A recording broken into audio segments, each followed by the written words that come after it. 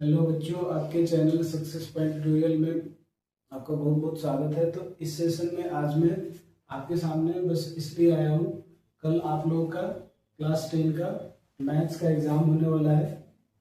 तो जिस तरीके से आपने पूरे साल पढ़ाई मेहनत से की है, उसको आप लोग को कल रिजल्ट में कन्वर्ट करना है। तो उसके लिए आपने अपनी मेहनत के आधार पे खुद में सेल्फ बिलीफ रखना है, मोटिवेटेड रहना है, वहाँ पे एग्जाम के प्रेशर में नहीं आना है। जिस तरीके से आपने क्लास 1 से लेकर क्लास 9 तक के एग्जाम्स दिए हैं, उसी तरीके से आपके बोर्ड का एग्जाम होता है क्लास 10th का। उसमें अलग से कुछ नहीं होता है।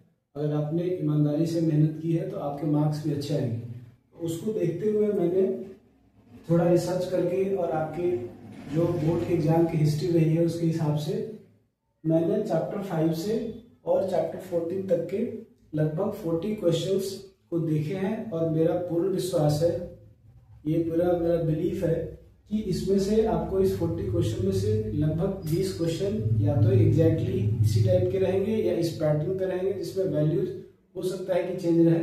पर मेरा मानना है कि इससे आपको लगभग 40 टू 50 मार्क्स के क्वेश्चन दिखाई देंगे। तो इजीली आप अच्छा स्कोर कर सकते हैं, 80 में से 70 मार्क्स तक टोटल में ला सकते हैं।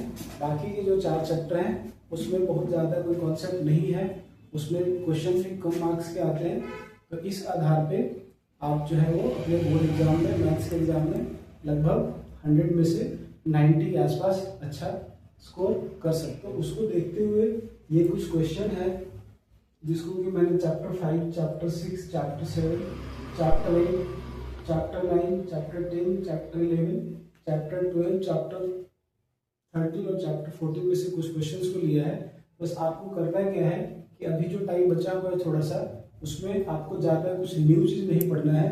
बस इन क्वेश्चंस के सॉल्यूशन आपके पास होंगे, उसको आपको सिर्फ प्रैक्टिस कर लेना है, जिससे कि आप सुबह में जब जाए तो आप अच्छा कर पाए। तो कुछ ऐसे चैप्टर हैं इसमें जिसमें कि आपको थ्योरम्स, जैसे बेसिकली जो चैप्टर 6 है ज्योमेट्री का, और आपका जो चैप्टर 10 है जिसमें कि सर्कल्स के क्वेश्चन आएंगे, तो उसका थ्योरम बेसिक्स आपको देख लेना है। बाकी जो क्वेश्चन मैंने दिया है लगभग यही क्वेश्चन आएंगे, और कुछ एग्जांपल्स भी मैंने कहीं कहीं पे जो है वह इंक्लूड किया है। तो मेरा मानना है कि या तो ये एग्जाम्पल आएंगे, नहीं तो इसी पैटर्न के क्वेश्चन आएंगे। इस हिसाब से आप लोग इन क्वेश्चंस को एक बार देख लेंगे, और बाकी के क्वेश्चन भी मैं अभी बता दूं। चैप्टर 11 के बाद बाकी के 3 चैप्टर, चैप्टर 12, चैप्टर 13 और चैप्टर 14, ये कुछ क्वेश्चन है जिसको कि आप लोग आज से जब तक टाइम मिले सुबह तक एक बार आपको इसको बस सॉल्यूशन बगल में रख के और इसको देख लेना है। जो क्वेश्चन सोल्व हो जाए एक बार में, ठीक है ना, तो उसका सॉल्यूशन आप लोग देख लेंगे।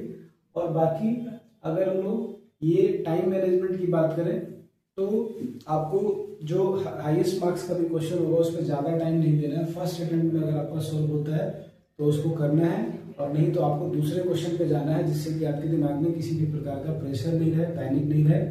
दूसरा, कुछ चैप्टर्स ऐसे हैं जैसे कि सरफेस एरिया, स्टैटिस्टिक्स और आपका कैलकुलेशन वाले जो भी चैप्टर हैं, एरिया रिलेटेड टू सर्कल, तो उसमें आपको फर्स्ट स्टेप में ही जब आप कैलकुलेशन कर रहे हो, ऐड, सब्ट्रैक्ट, मल्टीप्लाई, डिवाइड, उसी टाइप आपको वैल्यू को दोबारा क्रॉस चेक कर लेना है जो स्टेप में आ रहा है, कि उसके हिसाब से आप कैलकुलेशन कर रहे हैं कि नहीं, सो दैट कि आपको बाद में कंफ्यूजन न रहे कि आंसर आपका गलत आ रहा है कि ठीक आ रहा है, और इस तरीके से आपका टाइम भी बचेगा। तो ओवरऑल इतने क्वेश्चन को देखना है।